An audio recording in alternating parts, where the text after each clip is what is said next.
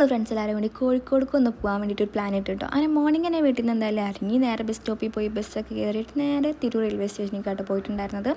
Tirur railway സ്റ്റേഷനിൽ നിന്ന് ട്രെയിനൊക്കെ കയറി നേരെ കോഴിക്കോട് റെയിൽവേ സ്റ്റേഷനിൽ പോയി ഇറങ്ങി. പിന്നെ ഇവിടെ ഇറങ്ങിയിട്ട് നമ്മളൊരു ഓട്ടോ വിളിച്ചിട്ട് നേരെ പോയിട്ടുണ്ടായിരുന്നു ഗുജറാത്ത് സ്ട്രീറ്റ് എന്ന് പറഞ്ഞൊരു സ്ട്രീറ്റിൽ കയറുന്നുണ്ടോ. ഇവിടെ ആകുമ്പോൾ കുറേ കഫേസൊക്കെ വരുന്നുണ്ട്. അപ്പോൾ അതിൽ നമുക്ക് അടുത്തൊരു അടിപൊളി കഫേയിൽ കയറാൻ വിചാരിച്ചിട്ട് നമ്മളങ്ങനെ പോയതായിരുന്നു. ഇവിടെ നമ്മളൊരു അടിപൊളി കഫേ കേട്ടോ. അതിൽ ഭയങ്കര ആംബിയൻസ് ഒക്കെ ഉള്ളൊരു അടിപൊളി കഫേ. ഇവിടെ നമുക്ക് ഫോട്ടോഷൂട്ട് വേണമെങ്കിൽ അങ്ങനെ നടത്താം. ഇവിടെ അതിനുള്ള എല്ലാ സംഭവങ്ങളുണ്ട്. ക്യാമറ അതുപോലെ കോസ്റ്റ്യൂമും കാര്യങ്ങളൊക്കെ അവിടെ സെറ്റാക്കി തരും അവർ തന്നെ.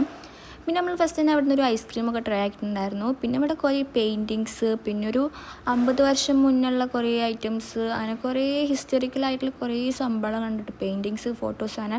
അതുമാത്രമല്ല ഇവിടെ നല്ല അടിപൊളി ഫുഡും ഇവിടെ ഉണ്ട് കേട്ടോ. നമുക്കെല്ലാം ആംബിയൻസിൽ കഴിക്കാൻ പറ്റിയ ഒരു അടിപൊളി ഒരു കഫേ ആണ്. ഫുഡും കാര്യങ്ങളൊക്കെ അടിപൊളിയാണ് ഇവിടുത്തെ.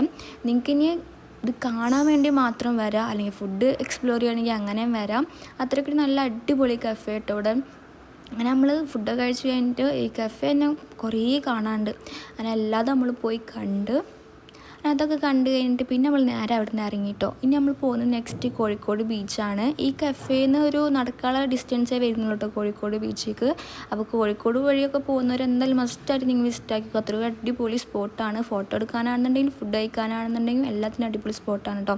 ബീച്ചിലെത്തിയിട്ട് നമ്മൾ കുറേ ഉപ്പിലിട്ടതും ഐശ്വര്യയൊക്കെ കഴിച്ചിട്ടുണ്ടായിരുന്നു. പിന്നെ ബീച്ചിൽ കുറച്ച് നേരം സ്പെൻഡ് ചെയ്തിട്ട് പിന്നെ നമ്മൾ നേരെ അവിടെ നിന്ന് ഇറങ്ങി. നമ്മൾ നേരെ പിന്നെ പോയിട്ടുണ്ടായിരുന്നത് കോഴിക്കോട് ബസ് സ്റ്റാൻഡിലേക്കായിരുന്നു. കോഴിക്കോട് ബസ് സ്റ്റാൻഡിൽ പോയി നമ്മൾ നേരെ വടകരയ്ക്കുള്ള ബസ് കയറി കേട്ടോ.